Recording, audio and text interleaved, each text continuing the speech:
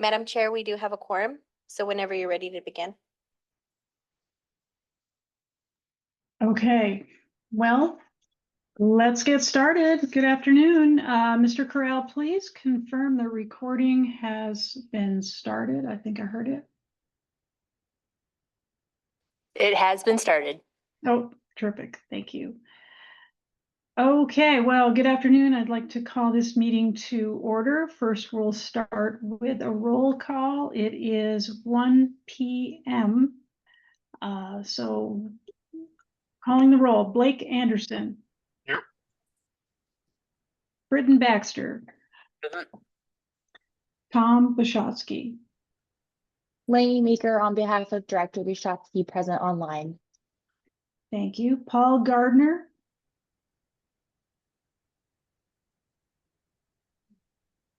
Ray Montoya. Here. Joe Olson. Present. Kevin Rogers. Present. Fernando Shipley. Here. David Tenney. Present here online. Sandra Watson. And Karen Peters. Yes, I am here. So what's the count, please?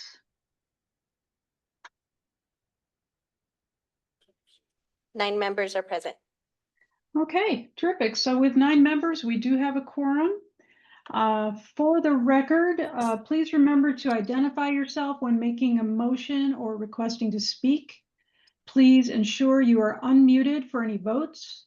And for those in the room, please remember to leave the microphones on the table for sound quality purposes.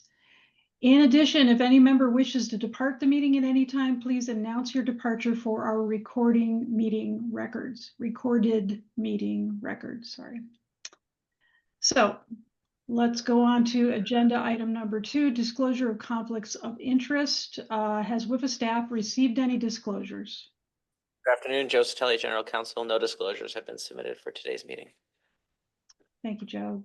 If any member would like to identify and disclose a conflict for any item on today's agenda, they may do so at this time. Okay, hearing none, we'll move on to the director's report. Agenda item number 3, Chelsea McGuire will lead the discussion. Thank you very much, Madam Chair. Committee members, apologies for not being there in person, but I like that we have this virtual option and that makes multitasking possible. And not a lot to report today. And as you see, you've got a relatively short agenda, but I did want to give you an update on just a couple of initiatives that we have going on at WIFA. The first is that we are really refocusing and regrouping our outreach efforts specific to the SRFs. I think over the last couple of years, there's been a lot of attention programs, and that's a good thing. I'm very happy about the way that that money's been able to go out into the community, but we've been very cognizant of not wanting to distract from or detract from the good work that the SRFs are doing. So I'm hoping that especially in the next few months, and definitely with Ben's help and the great team that he's put together over on the external affairs side, really refocusing our efforts on the benefits of the SRFs, ensuring that communities know that they have the ability to come to us for the kind of assistance they need. And that's especially true given that the requirement for voter authorization for large borrowers is waived until the end of 2026. And so I'm saying that here, I'm saying that every crowd that I have the opportunity to speak with, but I do hope that you will continue to see us doing kind of a renewed effort around the SRFs. And if you as committee members have any ideas or thoughts of places we should be, audiences that we should be reaching where we aren't, please let us know. We would love to branch out a little bit more and increase our outreach efforts there. The last thing that I will mention for you is that I will be in Yuma on Monday, the 18th, so this coming Monday, to recognize once again Yuma County for their work on the TACNA well storage project. They were an honorable mention in EPA's Aquarius program. And so we're just really excited that we get to talk about that and to brag about that in front of the Yuma County Board of Supervisors. So you have a chance to either tune into that meeting or express your congratulations to them again, would be very much appreciated. But just another way that we're ensuring communities know the potential benefit that the SRFs can have to them, and also recognizing communities for the good work that they're doing. With that, I'll let you get on to business unless there's any questions for me. Thank you, Chelsea. I had a question, and that is just to confirm. I think you guys are going to the League of Arizona Cities and Towns. I believe the conference is next week. That is correct. It's at the 20th. My weeks are getting a little bit messed up, but yes, I think that is next week. So WIFA will be participating on a panel with other water providers at the Arizona League of Cities and Towns. So if anybody is there, would love to see you, would love to say hi, and would absolutely appreciate some softball questions about the SRFs if you want to offer them. Thank you. I will plan to be there and throw you a softball if I can. Thank you. Okay, let's see. Are there any other questions for Chelsea? Great. Well, thank you, Chelsea. Let's move on to agenda item number 4, government affairs update. Judah Waxelbaum will lead this discussion. Madam Chair, for the record, Keith Watkins has joined online. Can we hear me all right? Hi, Judah Waxelbaum, Chief of Government Affairs for WIFA. With the expanding outreach we're trying to do on the external affairs side here, we want to start doing regular government affairs updates to our committees and board members. So we thought this would be a good way to start with a session recap of how the last legislative session went. And with that, Ben, if you could please kick it off. So this is not meant to be a pun, but we wanted to break down the legislative session and how it went. For those of you who do not stalk the legislature for a living, this is the breakdown we have down at the Capitol: a Democratic governor, a Republican Senate, and a Republican House. In Arizona, if you're not familiar, since we have no lieutenant governor position, we have no tiebreakers in our Constitution as well. So if it's 15-15 in the Senate or 30-30 in the House, the bill doesn't pass. So those margins are pretty thin. They've been 1-seat majorities for a long time. They expanded them in the last election, so about 2 seats in the Senate and 3 seats in the House. And with that, I want to break down some of the statistics of how this legislative session went. So we were in session for 166 days. For those of you not familiar, the goal here in Arizona is 100 days. After 100 days, their per diem gets slashed. It continues to go down until they go home. It's meant to be a part-time legislature. We very rarely ever get out within 100 days. 166 is high, but it's not the record that we set, I believe, 2 years ago, when we were in till, I believe, August. We ended up with just over 1,700 bills introduced. That is an increase compared to last year, but it's not an all-time high. We're continuing to see more and more bills dropped. There's plenty of duplicate bills, repeat bills from the previous session. Bills that don't pass are never truly dead down at the legislature, so we see a lot of duplicate legislation. Of that 1,700, only 439 of them made it through the entire bill to law process and made it up to the governor. Of that 439, 265 of them were signed into law, and 174 of them were vetoed. That 174 is a new all-time session record here in Arizona. Governor Hobbs broke her previous record from 2 years ago. I'm interested, as someone who loves the legislature, to see if we'll get the all-time veto record within 1 term, but we're definitely on pace. And I think this is interesting to note because we hear a lot about the vetoes, but that's a lot of signed bills. I think we get a lot of connotation about how divided the legislature is, but a lot of these bills actually pass near unanimously and have a lot of broad consensus. With that, Ben. So then I want to move on to legislation that passed this session that I think pertains to WIFA specifically. Our bill tracking list when it comes to water bills is very long, so I'm going to narrow this down to 3 bills that I think will interest the committee members here in the room and on Zoom. First, HCR 2016. You have probably heard of this one out of all the ones we've talked about this session.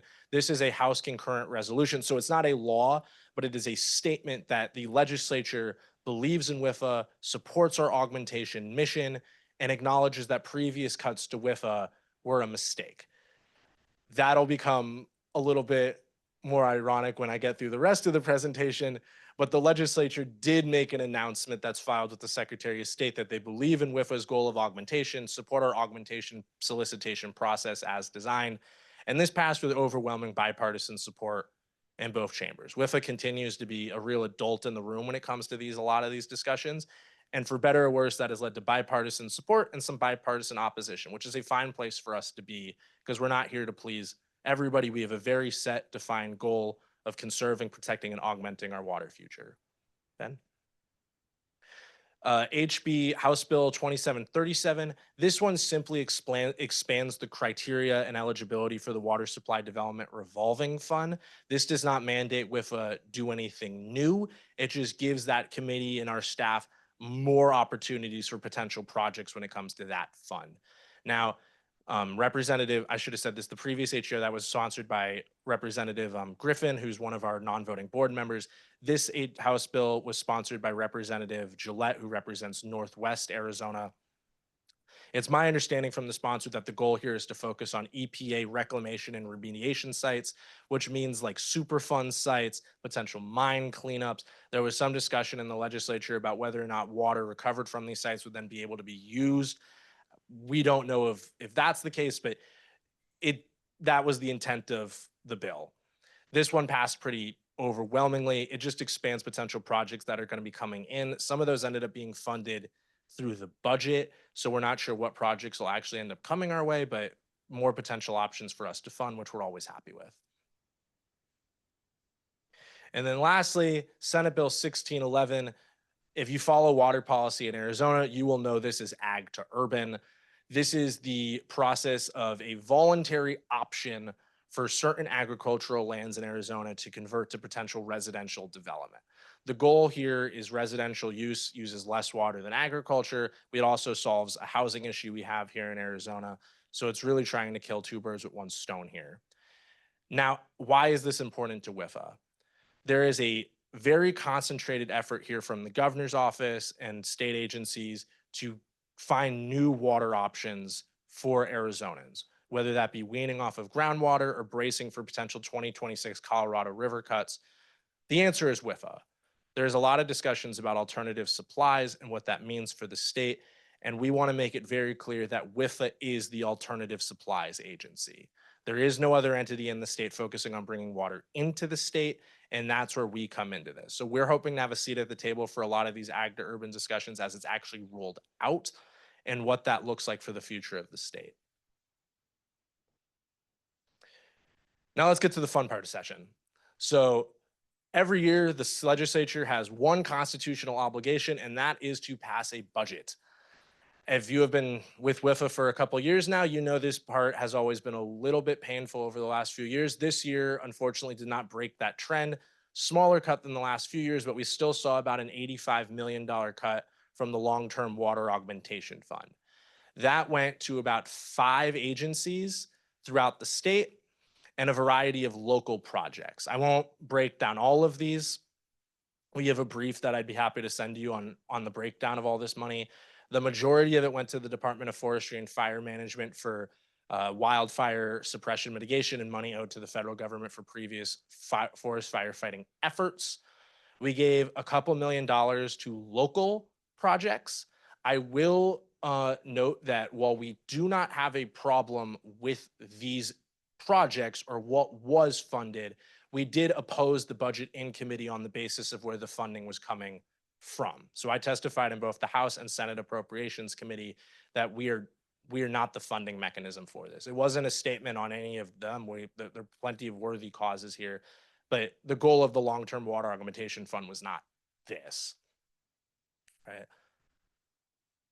And then WIFA did receive some money. We received $250,000 for the Water Conservation Grant Fund, which is great to see. With all the funding we could get for that fund, the better. We have so many projects on the priority list worthy of funding. And then we are going to be a pass-through entity for $500,000 for the Gila Valley irrigation, a Gila irrigation project. For those, a pass-through just means money comes to us, we move the money. Very streamlined, very straightforward. We're perfectly fine doing that. The funding did not come from WIFA to pay for that. We are more than fine being a fiduciary steward for the state. But the only problem is when the money also comes from our funding, which is meant for very important goals here in Arizona's water future. Looking forward, so our goal here is to continue to update the committees and boards much more frequently than we have in the past. Ben and I are working really hard to expand our external affairs here at WIFA, make sure everyone's in the loop on what we're up to. I don't want anyone taken by surprise when we're testifying in committee or doing government affairs event throughout the state. That pertains also to stakeholders and government and off-takers. We have been appearing more on tours for WIFA projects, meeting with groups, testifying in legislative committees when appropriate. If any of you are interested in previous testimony we have applied in committee, I'm happy to provide you the clips of that. And then we are actively engaging state and federal officials during the legislative interim right now. We have been briefing staffs and members of our congressional delegation and making sure that come this legislative session, everyone is aware of where WIFA stands, what we're working on, and that's only going to ramp up once we reach phase 2 of our augmentation solicitation process. And then with that, I'm happy to stand for any questions. Thank you, Judah. Certainly always an interesting journey, legislative session. So thank you for that update. A lot of good information. Are there questions for Judah? All right, thanks. Let's move on then to agenda item number 5, which is our financial update. And Forgivable Principal Denise Olson will lead the discussion. Thank you. So want to give the committee some updates financially on where we stand. First, want to talk about where we stand in terms of Forgivable Principal Status Report. We presented this at the last committee, but we do have an update for you. We have now included amounts that we anticipate receiving in October from EPA, and you can see that we've got substantial amounts. However, keep in mind that funding for the future is a little bit questionable, so this money may need to last a little while. So we're excited, but at the same time, we're very cautious. You can see that we've got about $101 million for drinking water forgivable principal balances, and we have about $31 million in clean water forgivable principal balances. There are monies that are related to the, I call them the earmarked funds or the bill-led service lines, and also the emerging contaminant projects. So those projects are ones that we're really going to be piggybacking on what Chelsea was saying earlier. If you are a city or an entity that has those types of projects, we encourage you to look at what WIFA has to offer in these program areas. Is there any questions on this? Okay, next slide. Want to remind the committee, and for some of you that are new, each year we do a 5-year financial plan. And so last year's financial plan was for the years 25 through 29. It basically is a roadmap, and it talks about how we can leverage our SRF funds and balancing that with our loan demand. And we also want to make sure that we achieve a AAA credit rating. So the financial plan puts all these ingredients into a wonderful spreadsheet, and we present it to the board. So we want to give the committee kind of some results for this last fiscal year as it relates to our financial plan. So if you go to the next slide. So we anticipated spending about $92.6 million. And when we say that, this is board approved loans. Okay, so these aren't closed loans, these are board approved loans. We ended up doing $125.6 million. So we were higher than we anticipated. Now, per our strategic plan, our goal is to spend $540 million in approved loans / financial assistance through fiscal year 2028. As of 2025, we're well on our way to reaching those amounts and those goals.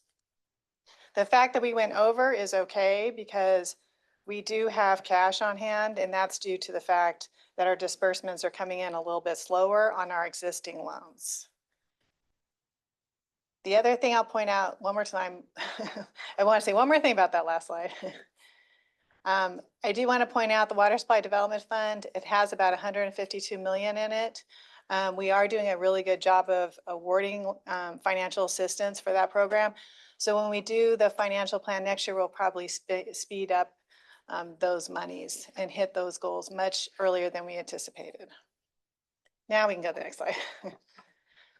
As I mentioned on the SRF funds, we are seeing disbursements come in a lot lower than what we anticipated. But there are some silver linings here. Number one, if you remember, we did implement a policy for readiness to proceed. And when we look at some statistics, you can see that 47% of the loans that closed in fiscal year 25 have begun disbursements. Comparing that to loans that closed in 24, only 26% of those loans have started disbursements.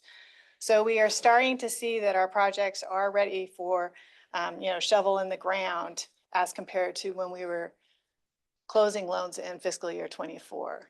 The other thing is we do have a couple of very large projects that are related to lead lines and emerging contaminants, and those are just taking a while to get going for regulatory reasons.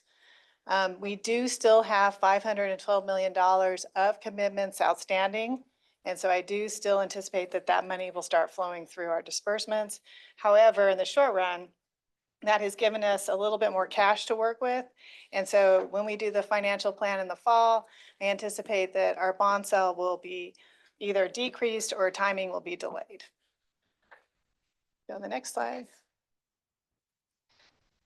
And then another update that I want to make sure the committee hears about is it's real important for our SRF loan portfolio to stay at a high credit. And the reason being is our loan portfolio is our ability to leverage these funds and issue bonds.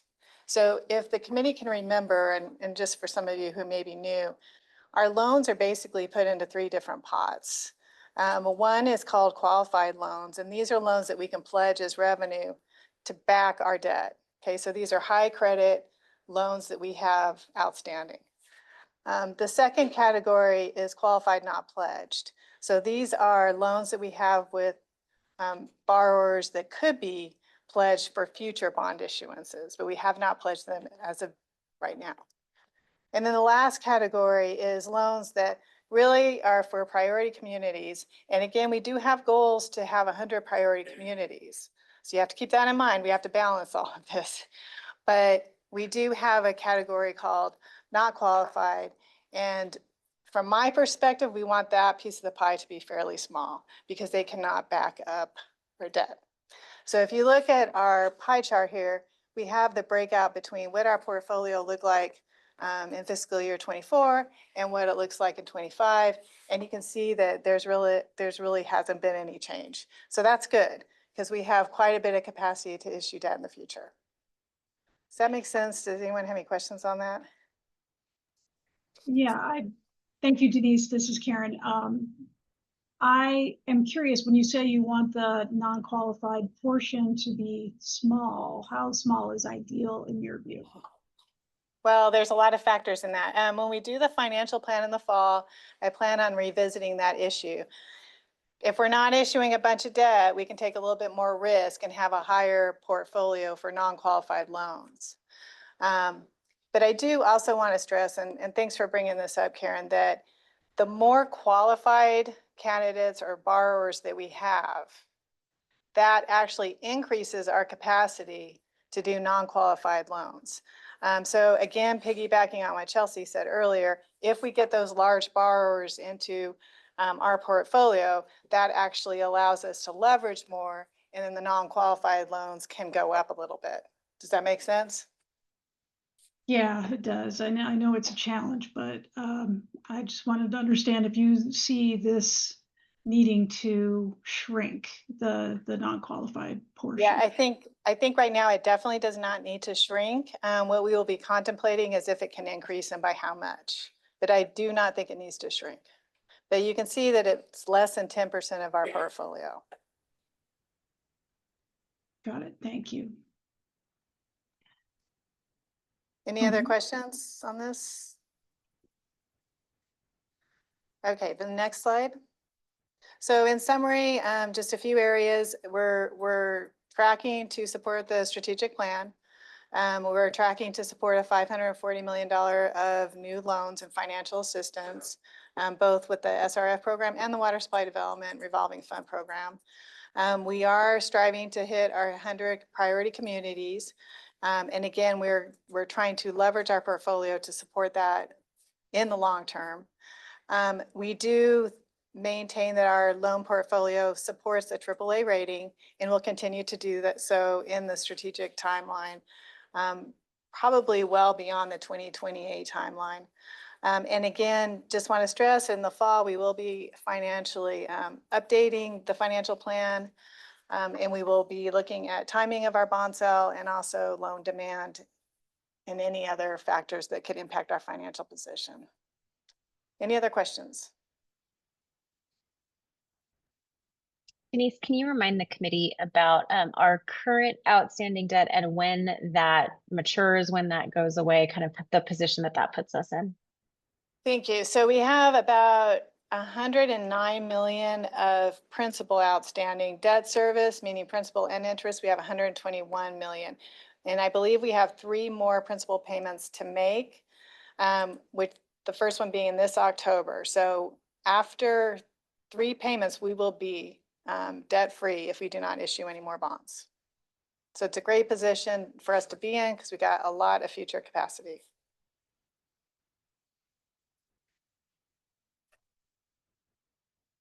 Thank you, Denise and Chelsea, for that question. Are there any other questions for Denise? Blake, I see you got your hand up. Could you go back to the slide about the BABA funds or the lead service line emerging contaminants? How much do we have left remaining and kind of what's the demand for that? Are there any timelines or things changing at the federal level that we should be aware of? Are you talking about this one, Blake? Yeah, lead service line emerging contaminants. Right. So, and Lindsay can chime in.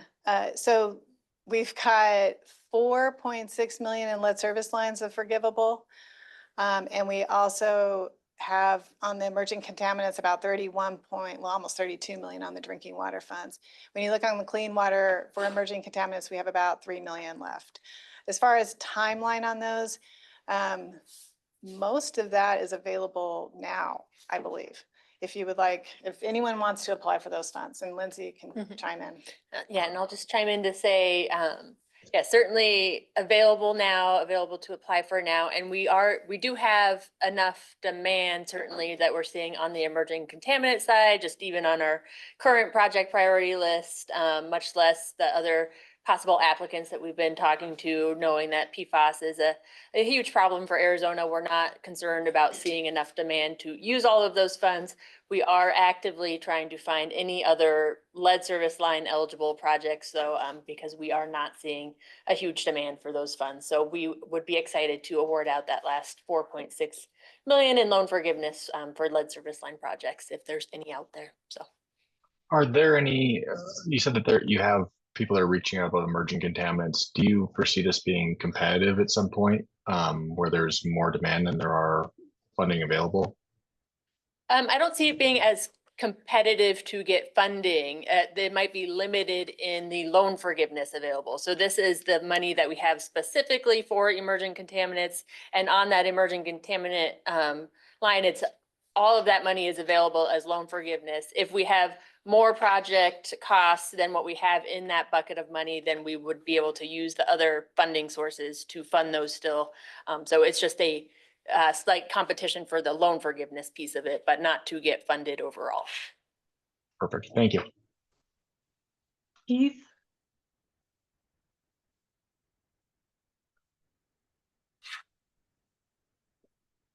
Keith, you had your hand up. Do you have a question? Had to unmute it. Yeah, thank you, Madam Chair. I just wanted to commend Chelsea and Denise and the team on getting WIFA in such an advantageous financial position. I think it's a great place to be in, and a job well done for the entire team.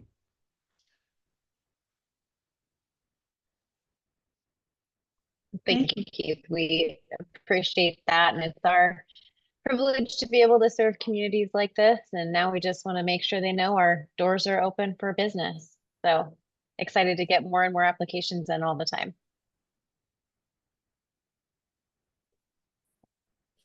Okay, any other questions on this agenda item?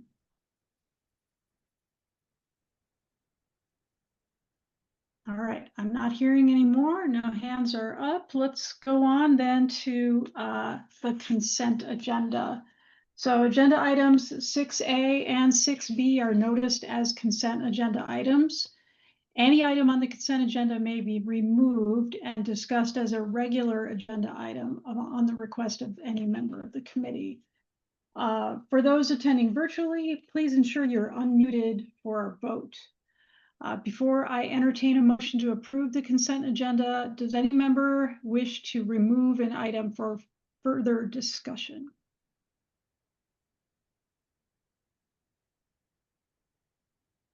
Okay, not hearing any then, is there a motion to approve the consent agenda? Madam Chair, this is Jolson. I move to approve the consent agenda. Thank Keith you, Joe. Watkins, second. Great. We have a motion and a second. Any discussion on the motion? Okay, no discussion. We'll call for a vote. All in favor, please say aye. Aye. Aye. Any opposed? Any abstained? Okay, sounds unanimous. This motion is approved. The consent agenda is approved. We can move on to a regular agenda. Members of the public wishing to speak on a specific agenda item may submit a speaker's card prior to the chair opening discussion on that item. For instructions on how to submit a speaker's card, please refer to the Notes on Proceedings section of today's meeting agenda. And so I'll pause for just a second before we go on to agenda item number 7, which is Loan Resolution 2026-009, Town of Star Valley, $260,000. Lindsay Jones will lead the discussion and introduce any representatives from the applicant who are present.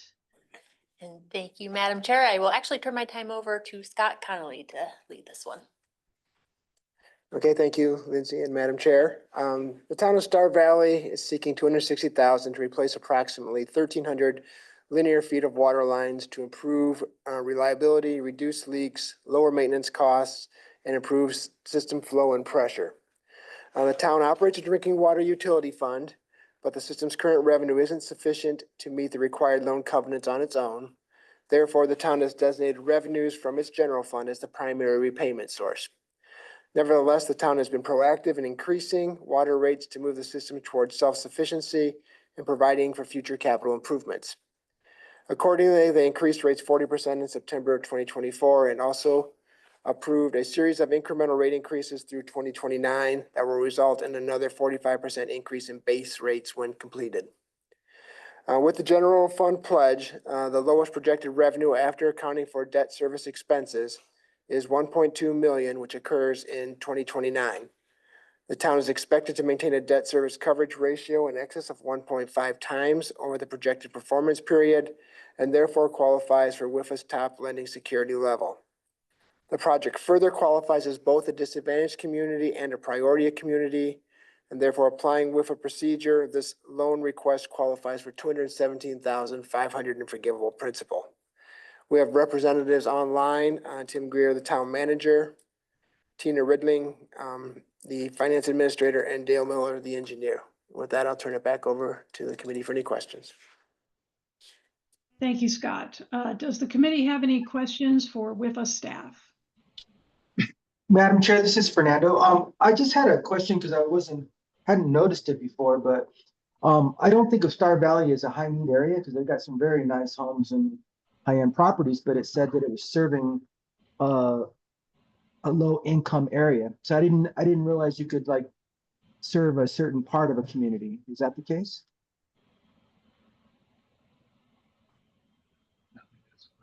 And this is Lindsay. I'll chime in. So I do believe that we base the disadvantage criteria on Star Valley's median household income for their entire area of Star Valley. And that this project would be serving the entire area of Star Valley. Oh, okay. Thank you. Thank you, Fernando. Any other questions for WIFA staff? Does the committee have any questions for the applicant? We do have representatives online.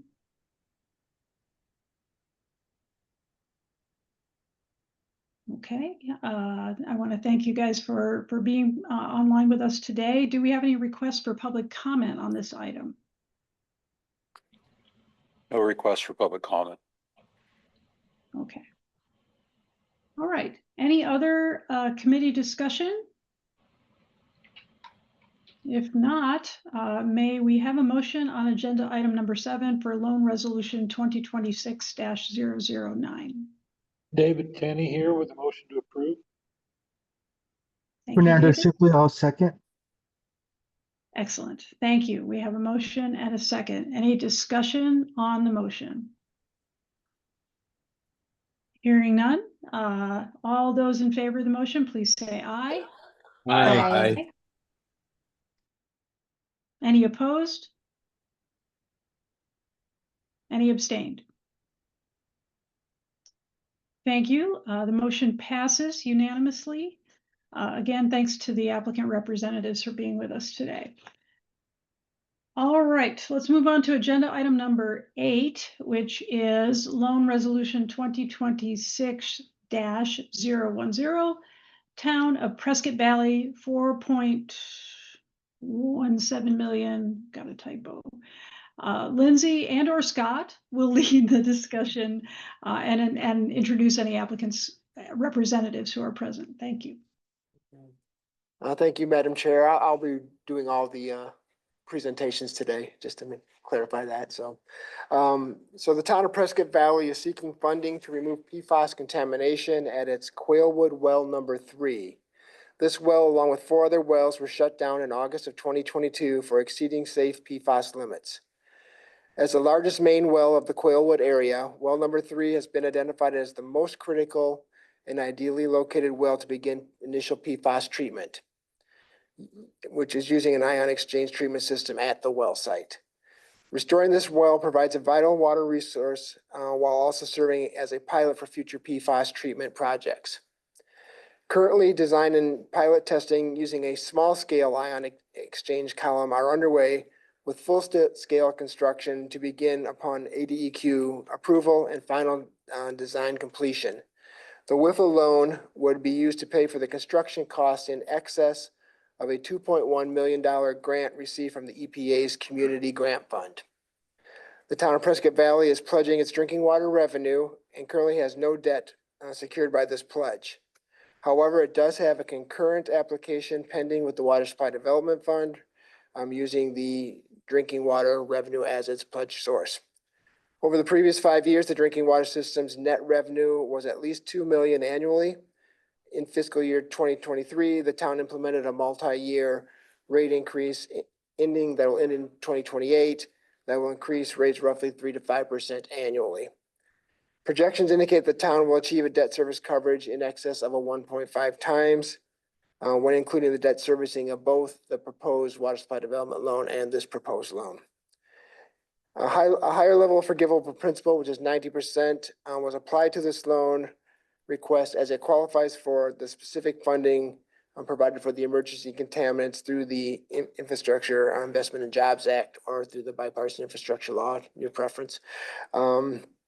Representatives for the applicant is Neil Wadsworth, the utility director, and the project manager was Morgan Burgess, and the loan officer was Evan Marsh.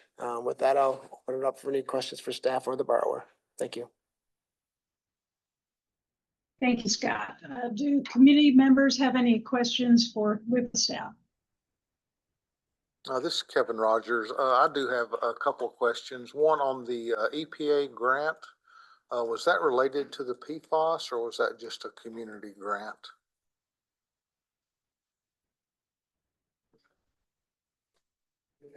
Yeah, I mean, I believe it was related to the PFAS, Okay. is my understanding, but we could certainly ask the applicant Okay. that question. Okay. Is the applicant online, and can you answer that question? Yes. Go ahead and unmute, Neil.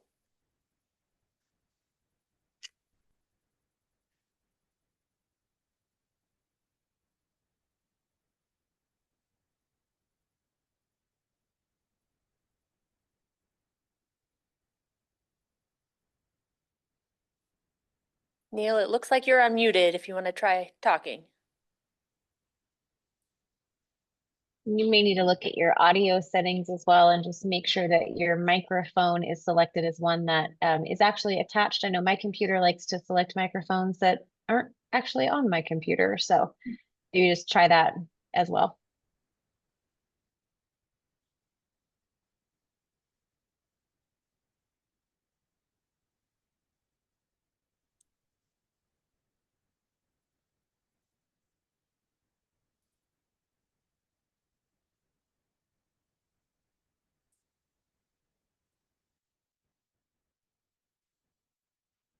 We may want to come back to try to get that question to Neil. Did you have another question for staff? How was the 90% forgivable determined as opposed to the other forgivables that we're looking at today?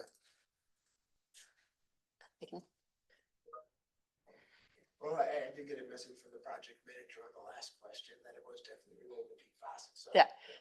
So definitely related to PFAS. And then how we determine the 90% forgivable, as you saw on the slide that Denise showed, a significant amount of funding available as loan forgiveness specific for emerging contaminant projects. So we did look at our entire list of applications that we have in our project priority list that would be eligible for this, and then determined a fair amount to be allocated for this project while reserving additional funds for other projects.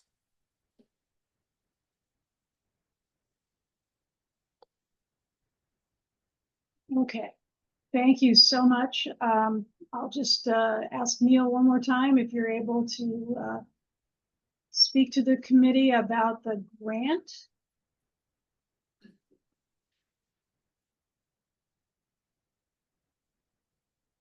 If we can't, I'm sure the staff can get back to us with an answer to that question regarding the EPA grant. All right. Can you hear me? Oh, Hello? Thank you. Yes, we can. Oh, awesome. Sorry, it was not in the normal place, and there was, anyways, okay. Sorry about that. Yeah, the EPA community grant, which came through Senator Kelly and Sinema's offices, was a grant that was for recharge and for water contamination. Either of those two would have qualified. And so we originally had it pledged for some, or we were going to use it for something else, which we weren't able to. And they allowed us, EPA has allowed us to transfer it to this project for the PFAS contamination specifically. So it qualified under that aspect. Okay, great. And did the city pursue the PFAS settlement agreement, class action suits against the manufacturers that are awarding dollars back to public water systems now? Correct. Yes, we did. We are. Madam Chair, this is Jolson. I had a couple questions as well for Mr. Wadsworth. I noticed that on the ratio of engineering services, it seemed pretty high at about a $6 million project effort. $2 million was for engineering services. And the support materials, it goes into about $500,000 for the pilot testing. Now, two items I wasn't able to glean from it was, what is the concentration levels of PFAS you're dealing with? And is there something unique to this ion exchange? Because it's a pretty standard technology for PFAS treatment. I'm curious if it's something that especially needs to be dialed in, particularly to the system that requires the pilot testing. Well, the pilot testing is being required by ADEQ. They wanted us to do 6 months worth of pilot testing. And so we've had to move forward with that. We are running into some issues with iron and manganese in the water. And so it's, we're trying to work through that. At this point, we're not sure what the ion exchange technology is going to be. I anticipate that it would be something that's pretty standard. But in terms of the engineering costs, a number of items are associated with that. There was not only the pilot testing required, also the design for the system. There is work that's going to be done to interface with ADEQ and work through the permitting issues, and a number of things along those lines. And so that, I don't know if that answers your question, but that's what it was based on. It does. And what's the PFAS concentration you're dealing with? Down in that area on that well, it has been around, I believe, 7 or 8, somewhere in that area. So it's not like super high. We have other wells in that area that are higher in PFAS, but that particular well is the highest producing well in that area. And actually, if we had the choice, we would probably not operate that well because of the size of it. But because it is the largest well in that area, we do need to keep it online. And so that was the reason why we are, pursuing installing treatment at that location. We do anticipate that in the future, some of the other wells down in that area will also have to be equipped, and this would serve as as our first attempt at running PFAS equipment, seeing how it operates and that sort of thing. That answered my questions. Thank you, Mr. Wadsworth. Thank you. Thank you. Blake, do you have your hand up? Do you have a question for the applicant? Yeah, Joe beat me to the punch a little bit. I saw the same thing with the ratio for planning and design, but at 2.1 million, but then there's an additional other project cost listed in your budget for another 950,000, which brings your total almost to 50% of the project being engineering, design, management. Then there's another 654 in construction costs, which are mainly a contingency. And so your actual construction costs quickly get down to $1 million in the budget that's listed here. And a couple questions, I guess. It says that there's previously incurred costs. That's the 2.1 million that is listed for the planning and design. That's ongoing and that's complete at this time. It is not complete at this time. We're in the middle of the piloting work that started around the 1st of May or thereabouts. We're anticipating that piloting will be done in December. And so at that time, we'll have enough information to finish the design. The design is not finished, not complete yet either. And so then at that point in time, we'll have a lot better information on the the costs and things associated with the project, depending on if we run into any other issues with the the treatment technologies or so forth. So that $2.1 million is ongoing at the moment. So do you see I mean, I understand if there's unknowns still having larger contingencies and that sort of thing, because you don't know what you're going to be running into. But I guess maybe this question is more for staff. Based on our other conversations, wouldn't it be more prudent for the applicant to apply once that pilot testing is done and they can complete final design and have a more full picture of what's going to be completed? I guess it's kind of thing one.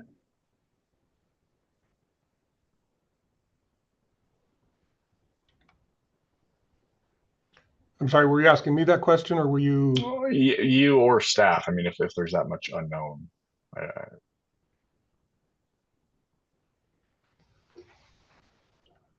So, and this is Lindsay, I'll chime in just to say, I mean, we feel like we did have sufficient information to move this one ahead at this point.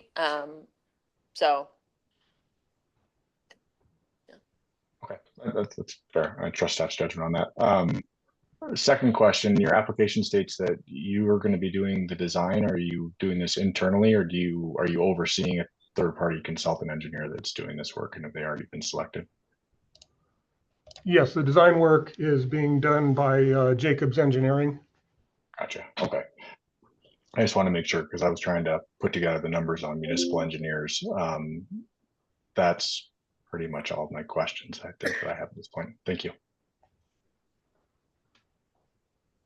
Thank you, Blake. Any other committee members have questions for staff or the applicant?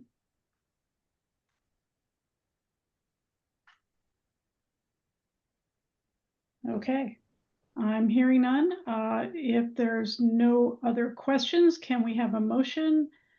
This is agenda item number 8 for loan resolution 2026-010.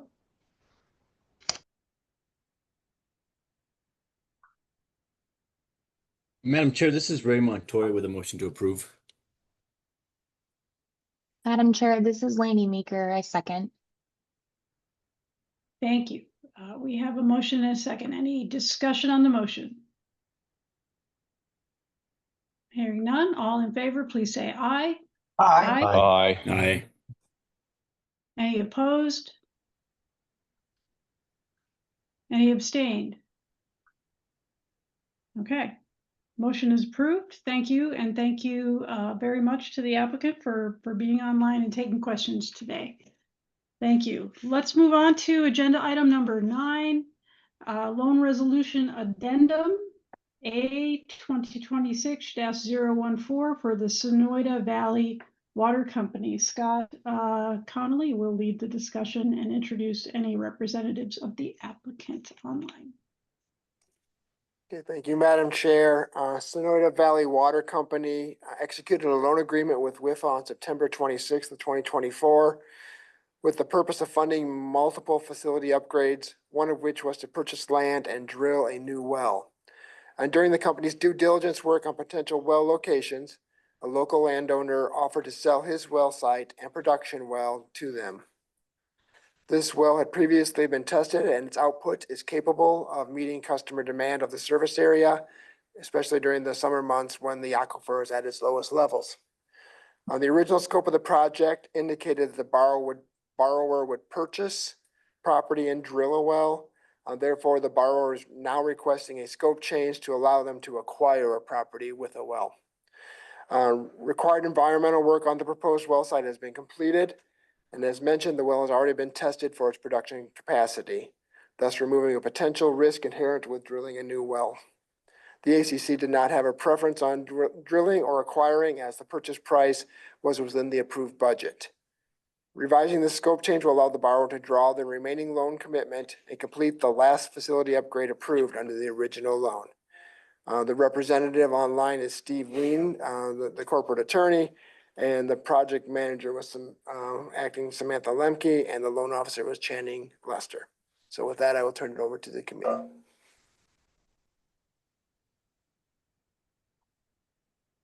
Okay, thank you, Scott. Do we have any questions? Committee members have any questions for WIFA staff on this item?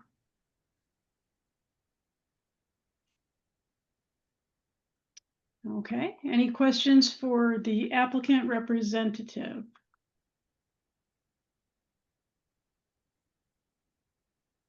Do we have any requests for public comment on this item?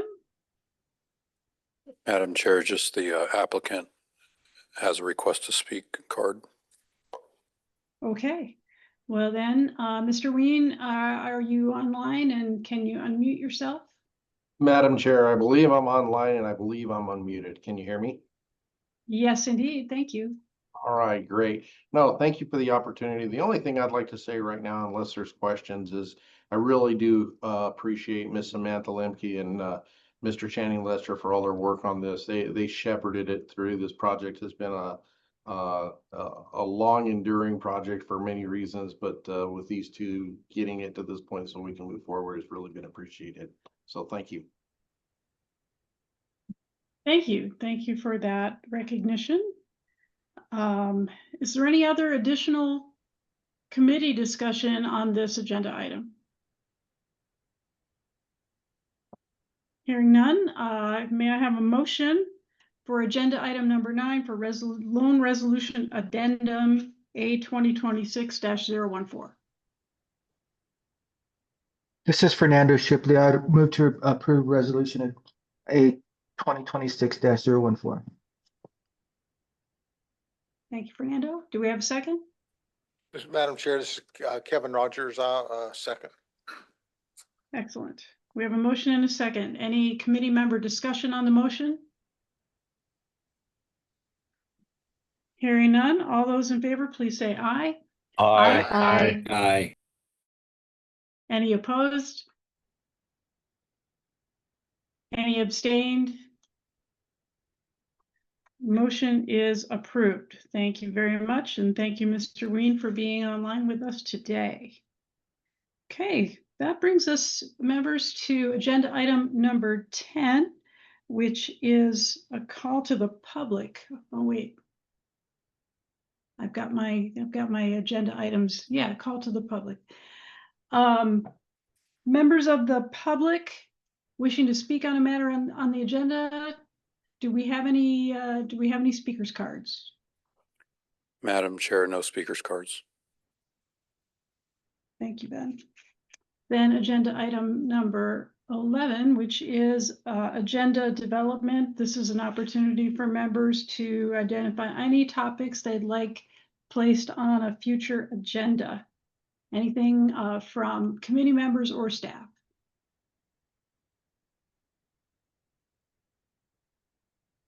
Okay, well then, our next meeting is scheduled for October 7th at 1 p.m. in Phoenix.